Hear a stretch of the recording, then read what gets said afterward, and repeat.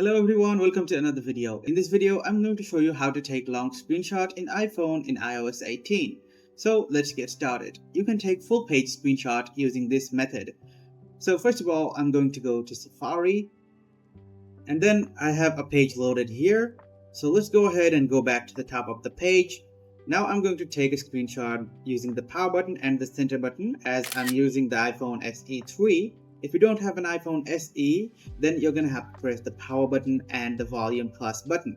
So after taking the screenshot, make sure you click on the screenshot over here, and we have two options on top. We have screen and full page. Make sure to click on full page, and as you can see, our whole page is right over here. So I'm not going to need the full page screenshot, so I'm going to click on crop over here, and then I'm just going to take this section. We're going to click on done. And then your screenshot will be captured for this section.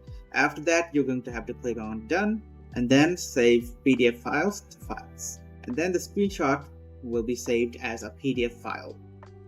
Now to access the screenshot, we're going to go to files and go to my iPhone. And as you can see, this is the screenshot right over here. So guys, if you found this video helpful, then please do leave a thumbs up and subscribe to our channel for more helpful videos like these.